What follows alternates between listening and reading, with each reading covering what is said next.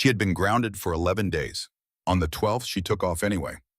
That is where this story begins. Not with a battle, not with a briefing, not with someone giving an order or someone refusing one. It begins with a woman sitting alone in a hangar in the Nevada desert, holding a needle and a scrap of faded fabric, sewing something back together that the world had told her was already finished. Her name was Reeve Calloway, 34 years old, United States Air Force Major. Assigned to the 57th Winger out of Creech Air Force Base 40 miles northwest of Las Vegas, where the desert flattened out into a pale bleached nothing, and the mountains to the west looked like they had been placed there by accident and never moved again. She flew the A-10 Thunderbolt II, the Warthog, the ugliest aircraft in the American inventory, and by every account of the men who had called for it from the ground, the most beautiful thing they had ever seen in their lives. Reeve had flown it for 9 years. She had flown it into terrain that other pilots declined to enter twice. She had brought it back from places that should have killed her, landed it on runways with systems failing and fuel bleeding, and a fuselage that looked like it had been dragged through a quarry. She had never lost a man on the ground who was waiting for her. That was the record. 11 years of decisions and risks and judgment calls that added up to something the Air Force put in a folder and called exemplary. But the folder that mattered right now was the one on Brigadier General Stanton Pruitt's desk, and that folder had one word on the cover page: suspended. No elaboration, no formal hearing date, no specific incident cited with attached evidence. Just that word, and below it, a signature, and below the signature, a date that Reeve had stared at long enough to memorize 3 days before anything had happened that could have justified it. She took the folder when they handed it to her, read the single page inside, and set it on the corner of her bunk. Protest required energy she preferred to spend on things she could change. She went to find something to do with her hands. What she found was the patch. It lived in the inside left pocket of every flight suit she owned, transferred from one to the next without ceremony, tucked against her ribs like a second heartbeat. A rectangle of heavy cotton, once dark green, now the color of old paper, with 2 words embroidered in white thread that had gone gray from years of handling and being held in the dark. Hold fast. Her father had worn it on the same spot. Left side inside pocket over the heart. She had watched him transfer it herself once standing in the doorway of their kitchen in Colorado Springs when she was 12 years old, watching him move it from the suit he was retiring to the new one laid out on the table. He did not explain what the words meant or where the patch came from or whether it was regulation. She did not ask. She understood at 12 what she could not have articulated until much later. Some things do not need explaining. Some things you simply carry. His name was Warren Calloway. Air Force like her, a pilot like her. The specifics of what he flew and where he flew it were things she had never fully pieced together because the records that existed were incomplete in ways that felt deliberate, like pages torn from a book, rather than pages that had never been written. What she knew was that he was good at it. She knew that from the careful way other men chose their words when they spoke about him, in his absence, the slight pause before they answered when she asked questions as a teenager. What she also knew was that on a Tuesday morning in March of 2006, he drove to work and did not come home. No crash report, no notification of combat death, no flag folded at a graveside by officers in white gloves. Only silence and eventually a conversation with a man she had never met before and never saw again, who sat across from her mother in the living room and spoke in the careful tone of someone who had delivered this kind of news before and learned that the kindest version of it was still brutal. He said Warren had been involved in an operation he was not able to discuss. He said he was sorry.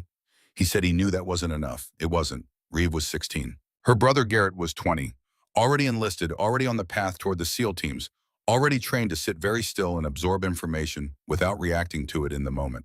He sat next to her on the couch while the man spoke, and when the man left, Garrett was quiet for a long time. Then he said, sometimes the military loses people in ways that don't have names. Reeve looked at the patch sitting on the table where her father had left it that morning. She picked it up. She put it in her pocket. 2 years later, she was in ROTC. 4 years after that, she was flying. She never talked about why.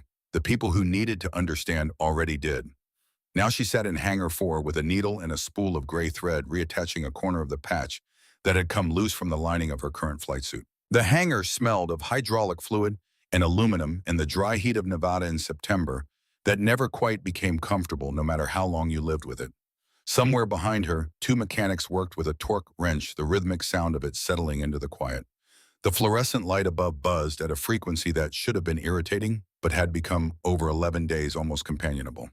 She worked slowly. She was not a woman who did things slowly as a rule, but this she did slowly because the patch deserved it and because slow work kept a certain kind of thinking at bay. The kind that circled, the kind that asked the same questions without arriving at answers. The suspension order had been signed by Brigadier General Stanton Pruill. She had served under Pruill's administrative authority for 4 years and had formed over that time a clear picture of the man. He was not stupid. He was not in the traditional sense of the word corrupt. He was something more difficult, a man who had decided certain things were necessary and stopped asking whether they were right. She had met men like that before. They were more dangerous than the ones who knew they were doing wrong. Colonel Dex Harmon had said 3 words to her in the hallway on the second day, spoken in passing without slowing his stride, in a voice pitched below the ambient noise of the corridor. This isn't over. She had carried those words the same way she carried the patch. Harmon was the kind of officer who communicated volumes through what he chose not to say, and what he had not said in 11 days was, turn in your equipment, clear your desk, accept this. She was nearly finished with the repair when the radio on the far wall changed. The change was subtle. No alarm, no emergency tone, just a shift in the background feed that most people had learned to hear without processing. Reeve had always been able to separate signal from noise in the air and on the ground both. And something in the new transmission snagged her attention before she consciously identified it. She looked up. The radio was mounted high on the concrete wall next to a fire suppression panel and a clock that read 11:47. The transmission was broken, cycling in and out of static in the pattern she associated with low-band signals, fighting their way through high-altitude terrain. Someone was transmitting from behind mountains.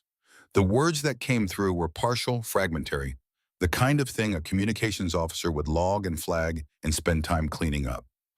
She heard enough, 2 words repeating, a grid designation that she recognized the way you recognize a street corner from childhood, not because you can describe it in detail, but because your body knows it before your mind does.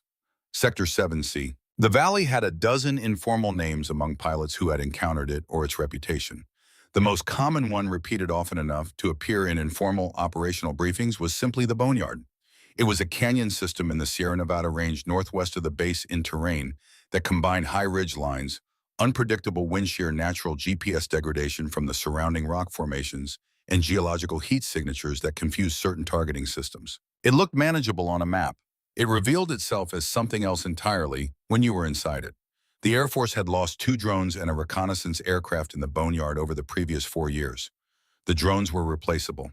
The reconnaissance aircraft's pilot had brought it back, but not cleanly, and after that the sector had been marked inactive, and the mark had held. Reeve had flown it once, 18 months ago, under circumstances that had since been redacted from the operational record in ways she had not been fully informed about. She had gone in to support a ground team being compressed from 3 sides. She had come out with a machine that needed 3 weeks of maintenance and a flight record that was, depending on who was reading it, either evidence of exceptional skill or evidence of unacceptable risk. Pruill had read it as the latter. That flight was the reason she was sitting in this hangar. She crossed to the radio and turned up the gain. The static increased, but so did the clarity in the gaps. She listened through 2 full cycles, parsing the fragments, and then she heard something underneath the operational language. A string of tones embedded in the signal the way a watermark is embedded in paper. Easy to miss. Designed to be missed by anyone not specifically told what to listen for. She had been told. Once. Years ago, on a back porch in Virginia Beach in the summer, with a beer she had barely touched, in a conversation that lasted past midnight, Garrett had told her, if it ever comes through, you'll know it, because it sounds like nothing. Like a glitch. Like the radio coughing, 7 tones in a pattern that doesn't repeat in nature. If you ever hear that, wherever you hear it, that's me telling you I'm out of options. 7 tones. She had heard them twice in her life. Once in a test that night on the porch, Garrett tapping them out on a borrowed communications unit to show her what they sounded like. And once 4 minutes ago, embedded in a broken transmission from Sector 7C. She stood at the radio and did not move for approximately 4 seconds.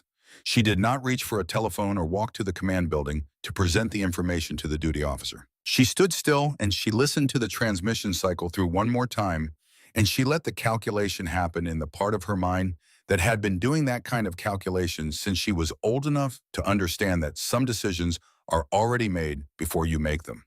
The suspension order was on her bunk in the barracks. Her access codes had been revoked on the day it was signed. Her name had been removed from the active flight roster, The mission notification lists the emergency support queue and every other channel through which she would normally have been informed that her brother's unit was operating in the boneyard.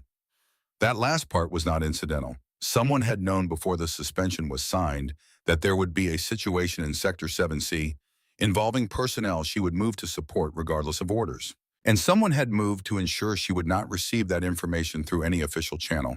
She had noticed the date discrepancy on the suspension order 4 days ago. She had sat with it, turned it over, examined it from every available angle. She had considered whether it was clerical. She had considered it long enough to arrive at the answer. She already knew it was not clerical. Nothing about Stanton Pearl was careless enough to be clerical. The order had been signed 72 hours before any documented violation existed. She walked back to the bench and finished the last 2 stitches on the patch without sitting down, standing with the fabric in one hand and the needle in the other. She tied off the thread and broke it with her teeth and smoothed the corner of the patch flat with her thumb. Hold fast. She put the flight suit on. Fury 2 was parked under an equipment overhang on the flight line 340 meters from the hangar door. She had walked that distance enough times to know the number without thinking about it. She walked it now without hurrying, because hurrying drew attention she did not need in the next 4 minutes, and because she had learned from 9 years of flying through situations that were trying to kill her, that pace and composure were not the same thing as calm. You could be running every calculation at full speed behind a face that gave nothing away. She was running them now. Fury 2 was not cleared for flight. It had been pulled from the active schedule along with her when the suspension was processed, sitting in the particular mechanical limbo of an aircraft between operational cycles. Not broken, not ready, waiting for authorization that nobody was currently positioned to give. The avionics had been partially shut down for an inspection that had not been completed. Fuel was at 78%. Hydraulics needed topping but were functional. Cannon armed. Flares partial. It would fly. Not cleanly, not with the full confidence of a machine properly signed off and briefed. But it would fly. She had brought it back from worse. The crew chief on the line was Staff Sergeant Weld, 26 years old, good at his job and smart enough to understand things without being told them. He saw her coming from 50 meters out. She watched him process it, the recognition, the calculation, the small internal debate visible in a half-second pause. He set down his clipboard. He stepped to the left. He said nothing. He did not have to. She climbed the boarding ladder and settled into the cockpit with the ease of returning to a posture her spine had memorized over thousands of hours. She ran the startup sequence from memory, bypassing the incomplete avionics inspection in 90 seconds. The engines lit with the low-frequency vibrations she felt more in her chest than heard with her ears throaty and unresolved in the first moments of ignition, like something large deciding whether to commit. The tower responded immediately. Fury 2, you are not scheduled for departure. Identify yourself in hold position. She keyed the radio once. Let them hear the engine sound. Fury 2, confirm authorization code and hold position. This is a direct order. She released the parking brake. She advanced the throttle. The aircraft rolled forward with the slightly heavy response of a machine that hadn't moved in 11 days, the landing gear complaining against the tarmac before finding its forward intention. Fury 2, you are not cleared.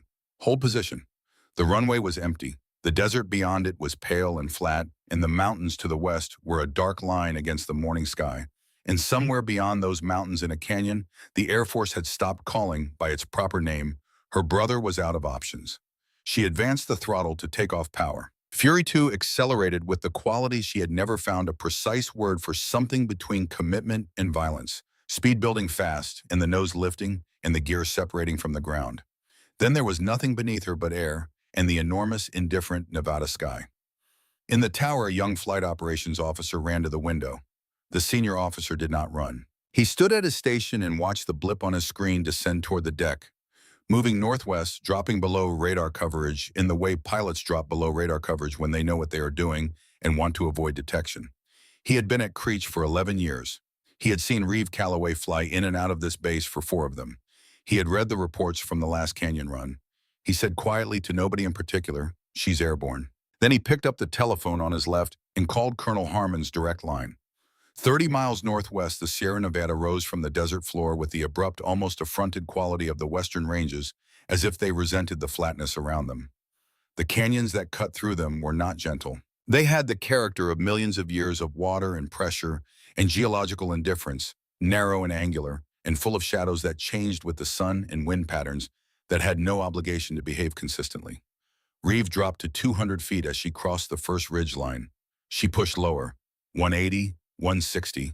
The proximity warnings began their sequence, and she clicked them off with the efficiency of someone who had made that decision in advance. She did not need the warnings, she needed the silence. Ahead, the canyon entrance narrowed to the passage she remembered, barely 300 feet wall to wall, with the wind shear from the east arriving in the variable pulses she had memorized from the last time. She adjusted trim manually, reading the aircraft's response through the yoke with the attention of someone reading a language learned by touch. Fury 2 resisted slightly, still warming, still finding its equilibrium. She gave it what it needed, and it gave her what she needed in return. The canyon accepted her the way it always had, not with welcome, with the neutral, terrible indifference of terrain that does not distinguish between what deserves to survive and what does not. She pushed forward into the shadow of it. Her eyes were already moving across the ridge lines, cataloging, sorting, filing. Movement here, stillness, there heat, signatures beginning to cluster on the upper slopes. They were watching. They had been watching since she crossed the entry point. She had expected that. She keyed her radio. Iron Bell to any echo units. Do you copy? Static. This is Iron Bell. If you're breathing, I am 10 miles north and inbound. A pause long enough that she began planning the first pass without a response. Then through the static, a voice. Exhausted. Controlled. Carrying in its flat, measured cadence the specific quality of someone who has been conserving everything, including hope, for a long time. Iron Bell, Sector 7C East Wall, 6 personnel, 2 critical, 3 sides covered. She recognized the voice the way she recognized very few things in the world, instantly and completely, and without any possibility of error. She had recognized it since she was 16 years old, on the morning she woke from dreams she wouldn't remember by noon, and called the number she had memorized and listened to it ring and heard him answer. She kept her response professional. The radio was not a private channel. Copy Bravo 9, hold position. Iron Bell is on approach. She checked fuel. She checked cannon. She checked the flare system, which gave her a reading that was already beginning to concern her. She looked at the ridge lines ahead, at the heat signatures multiplying on the upper slopes. She pushed the throttle forward. The first pass was information gathering. The canyon did not greet her with hostility at first. It greeted her with the kind of silence that pilots learn to distrust, the silence of hidden things. RPG crews waiting behind cover spotters, watching from shadows, the patience of people who have done this before and know that the aircraft will come back around. She mapped the positions in the first pass. 3 distinct groups, North Ridge, East Shelf, and a third element on the western approach that had not yet revealed itself, which was the most dangerous, because the things that had not shown themselves were always the ones that ended missions. The flare system was reading at 40% and declining. She noted this with concern rather than alarm, filed it, and turned for the second pass. The GAU-8 Avenger spooled up with a sound that had no adequate civilian equivalent. It was not an explosion and not a burst. It was a sustained mechanical tearing, as if the air itself was being ripped along a seam, and what came out of it hit the northern ridge formation at the cluster of heat signatures she had mapped, and the result was dust and rock and the sudden violent scatter of shapes that had been organized a moment before and were no longer organized at all. Contact north, she transmitted. Suppressed. Moving to East Shelf. The East Shelf took 2 passes. On the second one, she made a manual targeting correction with her right hand, while her left managed the throttle, and her feet worked the rudder pedals through a crosswind that arrived without warning from the south and tried to push her into the rock face with the casual indifference of physics. She corrected for it. The cannon fired. The shelf went quiet. She was 3 passes in when the flare system failed completely. Not degraded. A flat 0 on the readout, the indicator going from amber to red to simply off. She looked at it for 1 second. Then she looked at the ridge lines and the sky above the canyon, blue and clear and entirely indifferent to her situation, and she made a decision not to spend any more time on what she couldn't change. Bravo 9, she transmitted. Report status. The voice that came back was the same voice but different now. Something in it released that had been held before, the way a muscle releases after sustained tension. Still professional, still precise, but underneath the precision, something that belonged to a different context than a combat radio exchange. Reeve, I knew you'd come. She did not respond immediately. What she wanted to say had no place in the register they were using. The military register that stripped everything down to information and left everything else to exist in the spaces between transmissions. She wanted to say, I have been carrying your emergency code in my memory for 6 years waiting to hear it. She wanted to say, you are my brother, and that is the whole explanation. What she said was 2 more passes and your west approach is clear. Start moving in 4 minutes. A pause. Then copy. That was the whole of it. It had always been enough between them. This particular economy of language developed over a childhood that required them to communicate in compressed form, two people learning to say necessary things without the luxury of time or safety or the assumption that there would always be another opportunity. She heard what was underneath his words, and he heard what was underneath hers, and they understood each other completely and moved on because there was still work to do. She banked into the approach for the fourth pass. The stabilizer feedback was inconsistent now, the left side lagging slightly behind the right, the aircraft compensating in ways she could feel in the yoke as a heaviness that had not been there at takeoff. Fury 2 had been sitting for 11 days. The inspection had not been completed. She was flying a machine that was not fully ready in terrain, that was not forgiving without countermeasures with degrading control response. She had flown worse. The fourth pass cleared the western approach.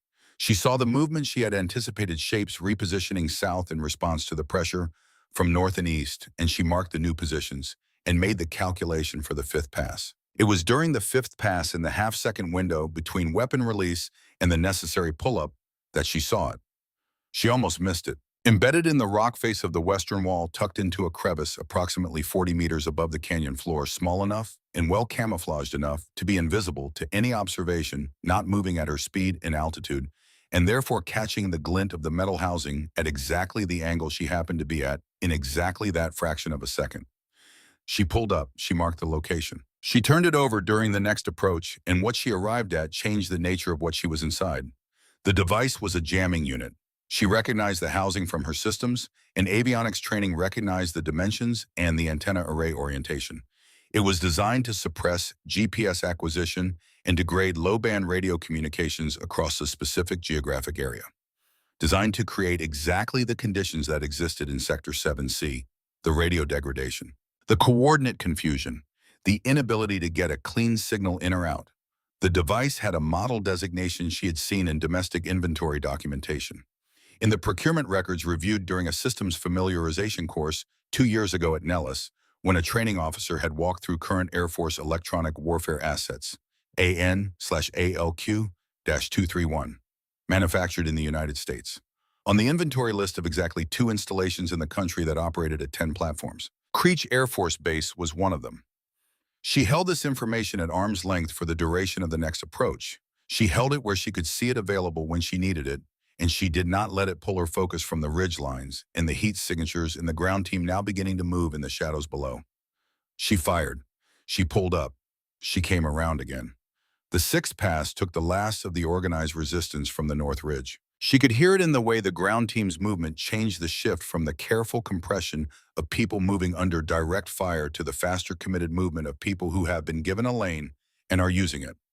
Garrett's voice came through once brief, confirming movement. She acknowledged, 2 kilometers to the extraction point, open ground between them, and it, which was both better and worse than canyon walls better, because she could see it clearly from above, worse, because they could be seen clearly from above by anything still watching. She was thinking about what was still watching when the final functioning warning system in her avionics suite produced a tone she had not heard during the mission so far.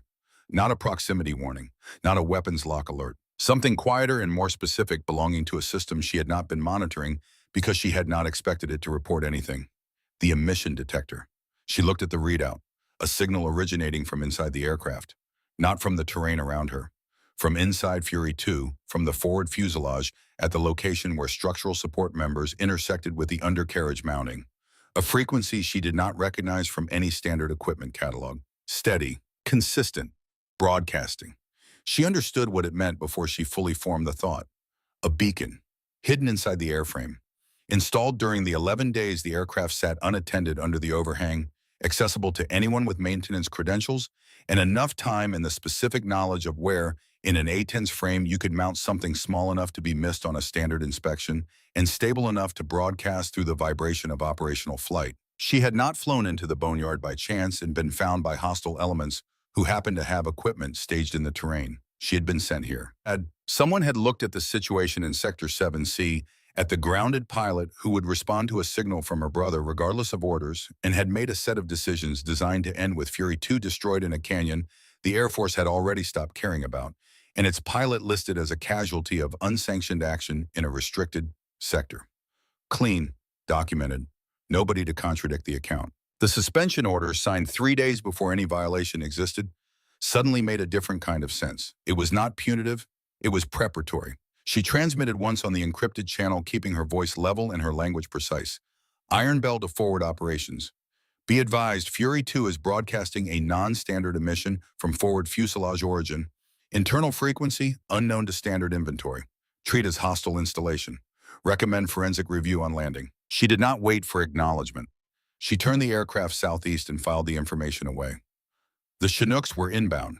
She heard the transmission confirming launch from the forward base, 2 aircraft approximately 8 minutes out. She watched the extraction point from above while the ground team covered the last kilometer, and the valley had gone into one of those silences she had learned not to trust. Too quiet, the wrong quality. She climbed slightly for a cleaner angle on the southern approach to the landing zone and swept her thermal optics across the terrain in the methodical way she had refined under pressure. North wall clear, east approach clear, west clear, south. 3 signatures, faint, deliberate, tucked into shadow beneath a boulder formation on the southern ridge approximately 200 meters from the landing zone perimeter. They were not angled toward the SEAL team. They were angled toward the open ground of the landing zone itself at the altitude and orientation of people who were not waiting for infantry. They were waiting for aircraft. She looked at their positioning. She looked at where the Chinooks would come in. She thought about the fuel tank placement on a CH-47, which she knew from memory because she had flown support for enough of them to know what they were carrying and where they were carrying it and what happened when something hot and fast found those locations. They were not trying to kill the SEAL team. The SEAL team was bait. She had been bait. The target was the aircraft, the valuable, irreplaceable aircraft that would come in low and slow to pick up the ground team, presenting the cleanest possible shot to someone positioned and ready with the right equipment and no particular concern about what they were destroying. She dove. No transmission, no warning call, no time. She dove with the throttle at maximum and the nose pointed at the southern ridge and the cannon cycling up and the math already solved. The ground came up fast. She fired. The GAU-8 spoke its tearing language into the boulder formation, and 2 of the 3 signatures went from active to nothing. The third scrambled laterally behind the rock, and she was past the ridgeline and pulling up into the hard G of a recovery climb before she could acquire for a second burst. She heard it as she pulled up. Not the launch tone, because her warning systems were not functioning at full capacity. The thing underneath the launch tone, the pressure change, the particular way air moves differently when something fast and heat-seeking has entered it and is looking for a target. She leveled and looked back. The missile was tracking her engines. Her engines were the hottest things in the canyon, and the flares were gone, and there was nothing between her and what was coming except rock wall and the decision she was going to make in the next 4 seconds. She did not try to outrun it. Outrunning a heat-seeking missile in level flight is not a strategy. It is a delay and a short one. She looked at the canyon walls. She looked at the geometry of the space ahead. She looked at the northern end of the canyon where the wall curved slightly inward before opening into the wider passage leading back to the desert. She turned toward it.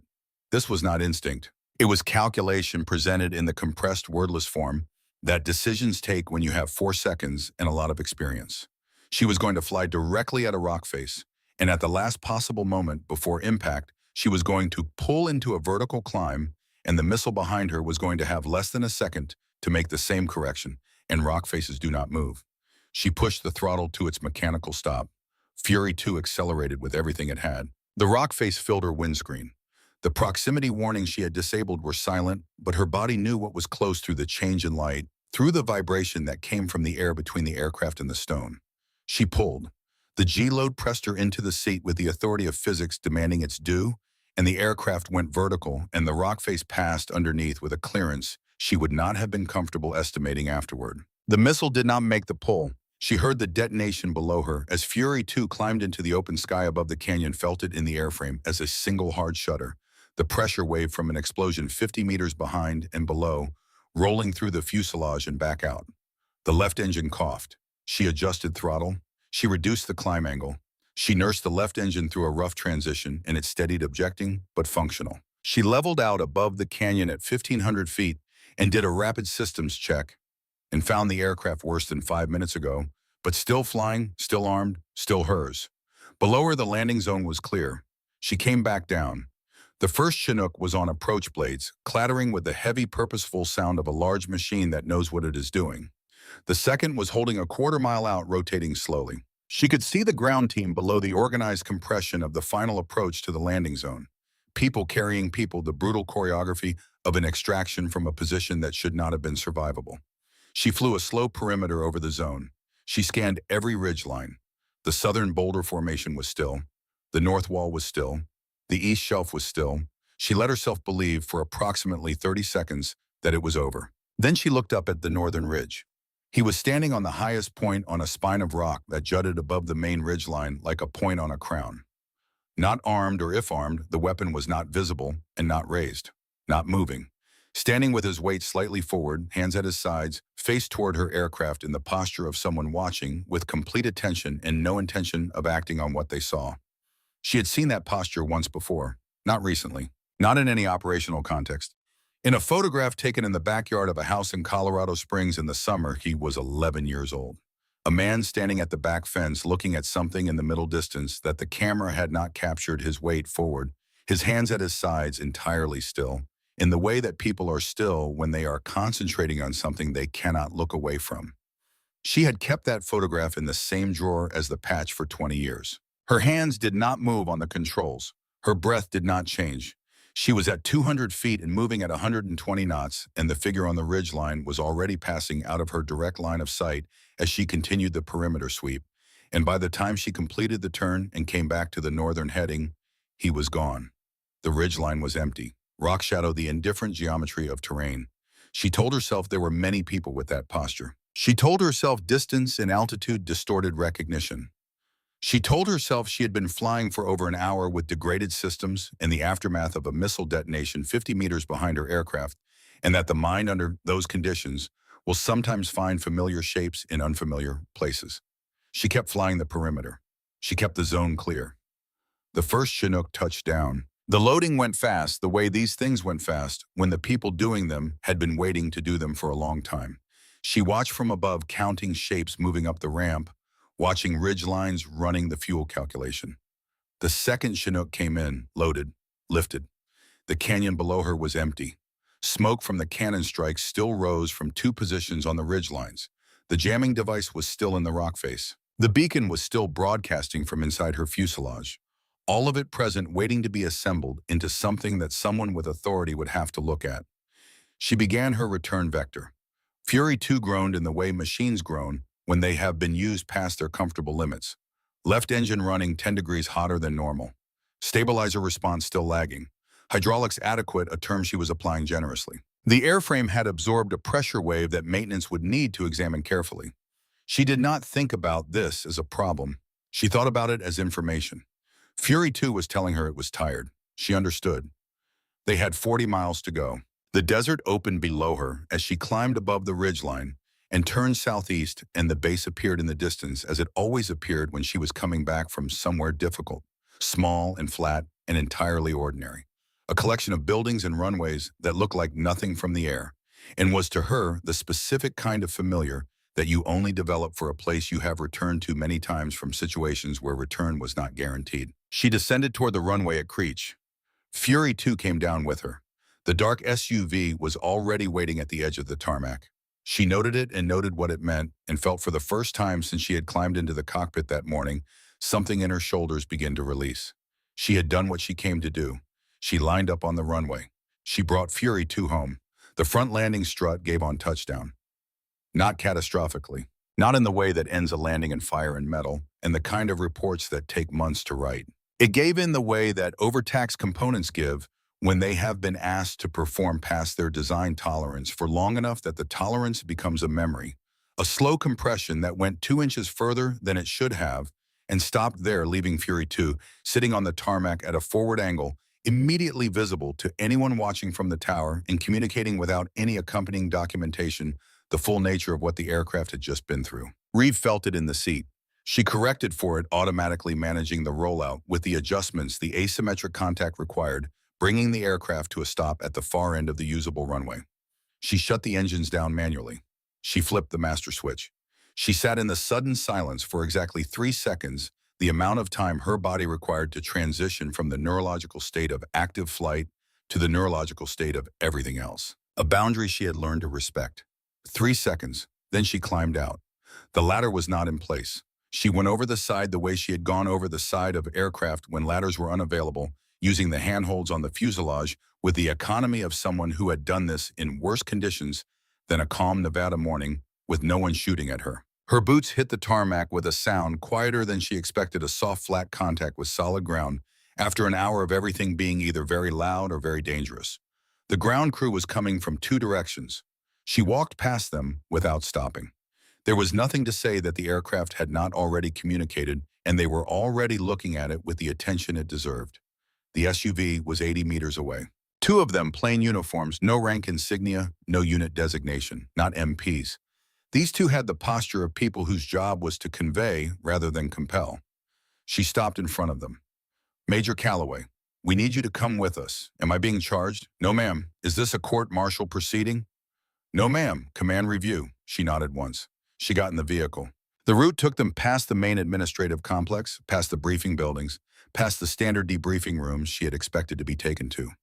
It continued through a security gate requiring the driver to present credentials and wait for a second verification before the barrier lifted, and then through a second gate, and then to a building she had seen from a distance on several occasions, but had never had reason to approach. Low, windowless, architecturally unremarkable in the way that buildings are sometimes unremarkable by deliberate design. Inside, the corridors were narrow.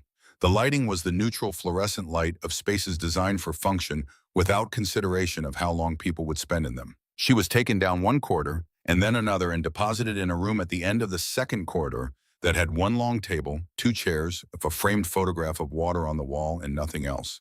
She sat in the chair that faced the door. The other chair was already occupied. Fletcher Steen was 60 years old and looked it in the way that people look their age when their age represents something substantial, when the years have been used rather than merely passed. His face had the quality of terrain weathered by something specific, and his eyes had the stillness of someone who had learned to present less than he was observing. Not in uniform. Civilian clothes well made without distinction. The sartorial equivalent of the building they were sitting in. He did not rise when she entered. He waited until she was seated. Then he opened the folder in front of him. "You took off without clearance." He did not look up. "You operated in a restricted sector without authorization. You engaged without CAS approval. You used munitions off the active roster. You flew an aircraft not cleared for flight on an airframe under maintenance review." He turned a page. "You eliminated 11 confirmed hostile positions. You disrupted what our signals intelligence is now identifying as a staged ambush designed to destroy 2 extraction aircraft and their crews. You recovered 6 personnel, including 2 critical casualties, assessed as unlikely to have survived another 40 minutes of ground exposure. And you did all of this in an aircraft that should not have been able to fly the profile you flew it on." He closed the folder. He looked up. "You don't seem concerned." She met his eyes. "I've had worse days." He looked at her in the way people look at things they are in the process of reassessing. Then he reached into the folder and placed a photograph on the table between them. Aerial infrared, the grainy, greenish quality of imagery taken from a high-altitude platform. It showed the canyon in the later stages of the mission, smoke still rising from 2 positions on the ridge lines. It showed Fury 2 caught in a banking turn at low altitude, and it showed on the northern ridge at the highest point a figure, standing, still, watching. Staten let her look at it. She said, "Who is that?" "That is the question we have been trying to answer for several years. He has appeared in thermal imagery from this sector on 3 separate occasions over the past 4 years. Same position or an equivalent position on the ridge. Same posture. Present during 2 previous operations in this sector that did not involve you. And present. Today. Is he one of yours?" "No." "Is he hostile?" Staten paused. "We don't believe so. His positioning on every occasion has been observational rather than tactical. He has never interfered with operations. He has never communicated with ground forces on either side that we have been able to detect. He watches. Then he is gone." She said nothing. She was aware of the photograph and of the things she was not asking yet, and of the calculation she was running about whether to ask it now or wait. People like Fletcher Steen had information they intended to share, and information they intended to withhold, and the line between those categories was not always fixed from the beginning of a conversation. Staten said, "Before we discuss the figure, I need to tell you about the valley." She waited. He said Sector 7C has been used as an evaluation corridor since 1981. Not officially, not in any document that exists in the standard operational record. It was established by a working group operating within the Air Force's Advanced Pilot Assessment Framework with the specific purpose of identifying pilots who performed at exceptional levels under conditions that could not be replicated in any controlled training environment. The theory was straightforward. You cannot fully assess a pilot's capability in a simulator or a training range because the pilot knows they are being assessed. You can only see what someone truly is when the stakes are real and the outcome is not guaranteed. She said they put pilots in that canyon on live missions. They used the canyon's natural characteristics to create conditions that existing missions sometimes required passage through. They did not manufacture the threats.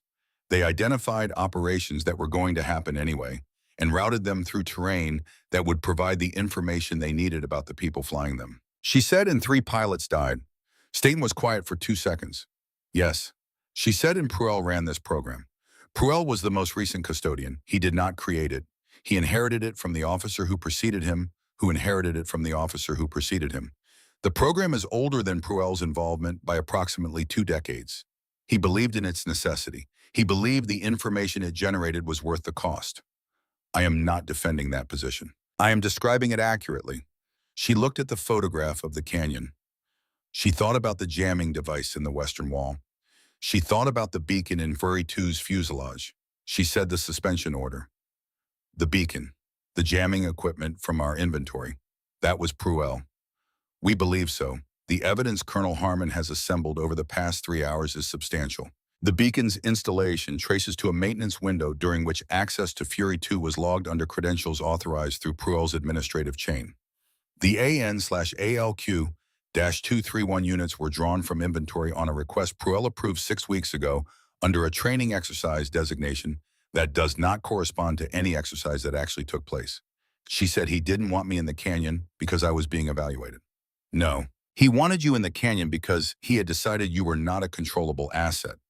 Your last mission in that sector produced results that went outside the parameters he considered acceptable.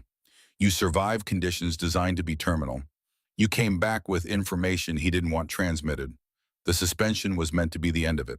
When the situation with Bravo 9 developed, he saw a way to resolve the problem more permanently. She sat with this for a moment. It had the quality of information that was not surprising and was still difficult to fully absorb, because there is a difference between having suspected something and having it confirmed in a windowless room by a man who speaks about it with the calm of someone reading from a technical document. She said, "Where is he now?" Colonel Harmon has placed him under administrative detention pending formal review. The evidence package is with the Inspector General's office. The process will be what the process is. It will take the time it takes. He paused. I want you to understand that the process will happen. Whatever else occurs, Pruell's conduct in this matter will be examined and adjudicated. I am telling you that as a fact, not as a reassurance. She heard the distinction. She appreciated it. She said the program. The evaluation quarter. Does it continue? That is above my authority to answer. It is a question the review will likely address. He looked at her with the direct assessing quality he had maintained throughout. I will tell you that the program has generated identification of every exceptional pilot currently operating in this theater. Every one of them was passed through that corridor, or a corridor like it. Every one of them survived it without knowing they were being evaluated and flew better for not knowing. That is the argument that will be made in the program's defense. I am not making it. I am telling you it will be made. She said, in the 3 who died. He said will be the argument against. The room was quiet. The fluorescent light continued overhead. She looked at the photograph of water on the wall and thought that whoever had chosen it for this room had understood something about the conversations that happened here, the need for something to look at that made no demands. Staten stood. He picked up the folder. He moved toward the door with the unhurried efficiency of a man who had other places to be and had given this room the time it required. He stopped. She watched him the way she watched everything in a room she was uncertain about the full attention she normally distributed across multiple points of observation, concentrated on a single point, because a single point had declared itself worth watching. He reached into his bag and removed a folder that was different from the one he had been working from. Older.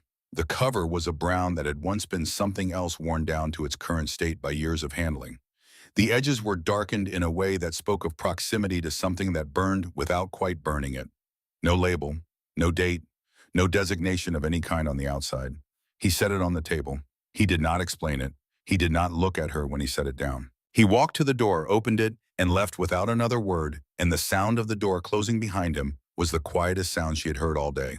She did not move toward the folder immediately. She sat with it on the table in front of her, and she looked at it the way she had been giving her attention to the room, and she was aware in the specific way she was sometimes aware of things before she understood them, that what was in the folder was going to be the kind of information that divides time into before and after. She had encountered this quality in information before rarely, and she had learned that the moment before you opened the thing was the last moment in which you had the option of not knowing. She surrendered it. She opened the folder. The first page was a cover sheet, most of its lines buried under redaction bars so thorough that what remained told her almost nothing except the shape of what had been removed. She could see it was an evaluation document. She could see it used a numerical scoring framework she did not recognize. The office designation had been blacked out with the same deliberate thoroughness as everything else. She turned to the second page. It was an aerial photograph, black and white, the high contrast grain of infrared imaging from a platform above the canyon. She recognized the terrain immediately. The geometry of the walls, the angle of the northern ridge, the particular shape of the drainage at the canyon floor. Sector 7C from directly above, caught in the specific light signature of early morning, and in the canyon an A-10. Wing's distinctive fuselage unmistakable, caught in a low-altitude diving approach at an angle she recognized because she had flown the same approach herself this morning. The photograph was dated September 1987. She was 4 years from being born in September 1987. She turned to the third page. It was not a photograph. It was a personnel documentation sheet, the kind that accompanied evaluation files listing identifying information for the subject under review. Most of the fields were redacted, name redacted, unit designation redacted, service record number redacted. But the form had a section she had not seen in standard personnel files, a section labeled personal effects and identifying items, apparently added as an addendum to this particular evaluation framework, a way of establishing continuity of identity across records that had been otherwise stripped clean. One item was listed, cloth patch, cotton hand-stitched, worn inside left chest lining of flight suit, approximately 3 by 2 inches. Background dark green faded. Thread color white faded to gray. Text 2 words hand-embroidered. Hold fast. She read the line 3 times. The description was precise in the way that official documentation is precise, the way someone trained to observe and record had looked at a specific object and written down exactly what it was with the neutrality of a person doing their job. It described the patch she had been carrying for 18 years. It described the patch she was carrying right now against her left ribs in the lining of the flight suit she had worn into the boneyard this morning. It described it with the accuracy of someone who had held it, or seen it held, or watched it be transferred from one suit to another on a kitchen table in Colorado Springs. She turned to the fourth page. It was a single handwritten note, 4 lines. The ink had faded from blue toward gray over decades, but the handwriting was still clear. The small, precise script of someone who had written a great deal by hand and developed an economy of motion in it. No flourishes, no unnecessary pen lifts, just words placed on the page with the directness of someone who knew what they meant to say. Sector 7C evaluation complete. Subject identified as asset of highest operational value. Recommendation removed from standard operational record. Do not expose to conventional command structure. Assigned per Protocol 7. Below the 4 lines a signature, partially obscured by a redaction bar applied over the printed name beneath it. The name was gone, but the signature itself was above the bar in the same hand as the note, and the bar had not touched it.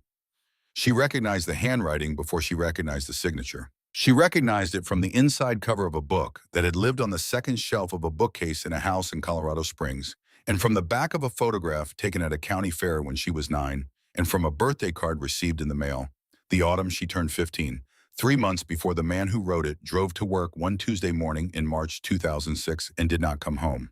Her father's handwriting. Warren Calloway had written this note. He had been in Sector 7C in September 1987, 7 years before she was born. He had been evaluated. He had been identified.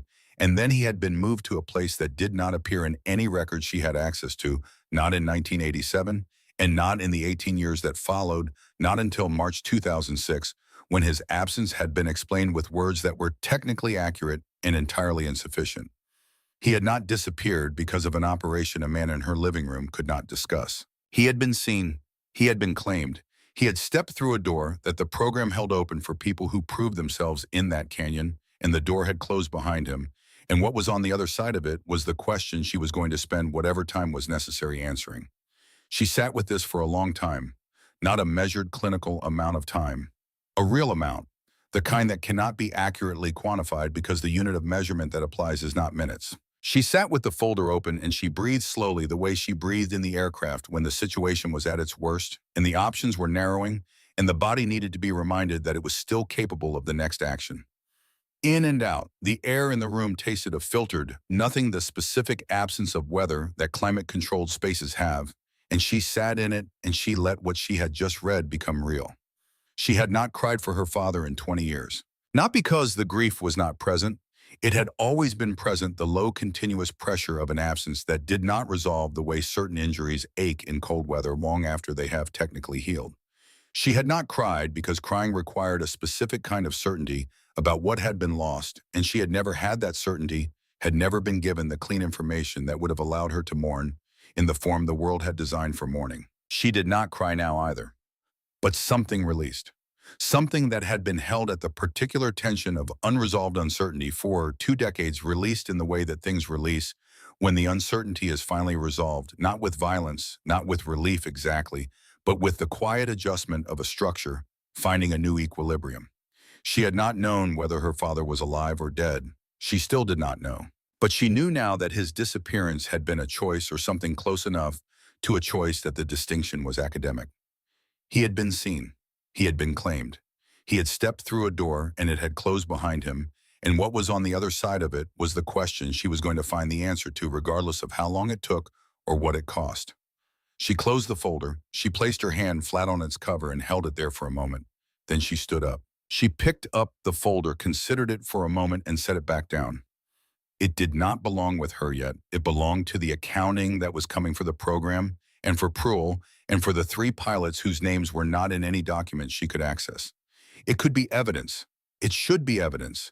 She was going to make sure someone whose job was to assemble evidence knew it was in this room. She walked to the door and opened it.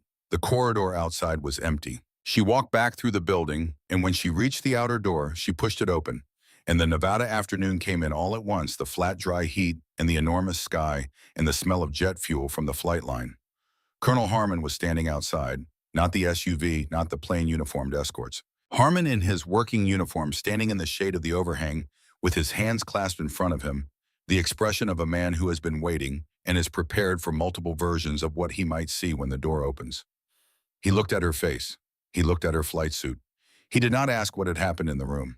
He was too good an officer for that, and he already understood more than most people in this facility understood because he had spent 3 hours assembling evidence that told its own version of the story. He said, Pruill is in custody.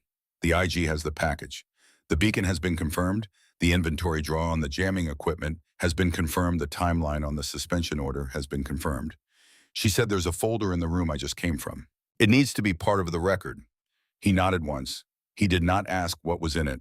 She said, Garrett. Harmon said at Landstuhl, both critical casualties are in surgery. Garrett is stable. He's asking about you. She absorbed this. Stable was not fine and not whole, but it was alive, and alive was the category that mattered. She would deal with the gradations within alive when she was able to get to him, which would depend on the next several days and what they contained. She said, what happens now? Harmon said to Pruill, the process. To the program, a review that will take longer than either of us would like and produce a result that will be a compromise and will not fully satisfy anyone.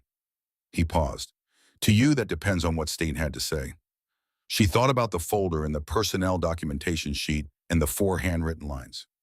She thought about the signature above the redaction bar. She said, he didn't tell me much. Harmon looked at her with the look of someone who had heard that sentence applied to Fletcher Steen before. He said he never does. But he tells you enough. She thought that was probably accurate. The flight line was 300 meters to her left. She could see Fury 2 from where she was standing, sitting at its forward angle on the buckled strut, surrounded by maintenance personnel already doing the work of assessing what the morning had cost. The aircraft looked worse from this distance than it had from inside it, which was generally the case with things that had been through significant damage. She said to Harmon, when can she fly again? He said, the way they're talking, 3 weeks minimum. Maybe less if you push it. She said, I'll push it. He nodded and said nothing else. He was the kind of officer who knew when a conversation had reached its conclusion. She began walking toward the flight line, not because there was anything she could do for the aircraft right now that the maintenance crew was not already doing, because it was the direction that felt right toward the machine rather than away from it, toward the work rather than away from it. She was halfway to the line when she stopped. She turned and looked northwest. The Sierra Nevada range was a dark line on the horizon, the peaks holding the last of the afternoon light. The canyons invisible from here. The boneyard invisible. The ridgelines invisible. It looked like a painting from this distance, the kind of landscape that existed to be looked at rather than flown through. She knew what it contained. She knew it contained a canyon used as a test for 40 years that had killed people and produced the most capable pilots currently operating in this theater. She knew it contained jamming equipment from their own inventory and a program that had operated in the space between authorization and acknowledgement for decades and would now be subject to a review that might not resolve what it needed to resolve. She knew it contained somewhere on a ridgeline at its northern end a figure who stood with his weight slightly forward and his hands at his sides. She did not know if her father was alive. She did not know what Protocol 7 meant, or where it had taken him, or what the 18 years between the photograph and the Tuesday morning he did not come home had contained. She did not know if the figure on the ridgeline was him, or a shape that the mind had assembled from need and distance and the particular tricks of aerial observation. She knew she was going back into that canyon, not today, not in 3 weeks when Fury 2 was flyable again. She was going back when she had enough information to go back with purpose rather than with desperation, and she was going to find what was on that ridgeline, and she was going to have the answer to the question that had organized her life since she was 16 years old, without her fully understanding that was what it was doing. The patch was against her ribs. The 2 words were there, worn into the fabric by years of carrying them.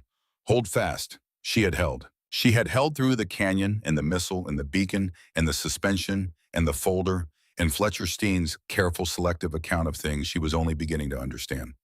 She had held the way the aircraft held past comfortable limits, past the tolerances the design had specified, into the territory where holding is a decision made against the available evidence and sustained by something that does not have a technical name. She turned back toward the flight line. She walked toward it in the long Nevada light, the shadow stretching ahead of her, the smell of jet fuel and dry air, and the metallic scent of aircraft that had been working hard. Above her, the sky was the color it got in the late afternoon out here, a blue so deep it was almost a statement, the kind of sky that made distances visible rather than obscuring them. She reached Fury 2. She stopped in front of it and looked at it the way she always looked at it after a mission that had tested both of them, with the attention that was part assessment and part something harder to name, the specific regard you develop for a machine that has kept you alive in places where alive was not the guaranteed outcome. The buckled strut, the cannon ports with the residue of the morning's work still on the housing, the panel on the left wing that had opened again under load, the scratches and repairs that accumulated over time into a kind of biography, a record of where it had been and what it had been asked to do and what it had been willing to do when asked. The crew chief was nearby doing his own version of the same assessment. She said, "What's the fastest you can have her ready?" He looked at the aircraft. He did the calculation with his eyes honest about what was possible and what wasn't. He said 2.5 weeks if nothing else breaks. She said, "Make it 2. He nodded. He did not ask why. He had watched her walk across the tarmac that morning and take off without clearance and fly into terrain that wasn't authorized and bring the aircraft back with a buckled strut and a story that was already moving through the base, the way stories move through bases, person to person, each telling, carrying the weight of something that people recognized as significant without being able to fully articulate why. He understood without being told. That was the quality she valued most in the people around her. She looked at the aircraft one more time. She looked northwest at the mountains, at the last light on the ridge lines, at the place in the distance where the canyon sat invisible and silent and full of things she did not yet fully understand. She turned away. Not because she was finished with that direction, because she had work to do first, and she had never in her life moved towards something before she was ready. She walked off the flight line. The Nevada sky deepened overhead. The stars came out one at a time, and then all at once, the way things that have been present all along become visible when the conditions finally allow it.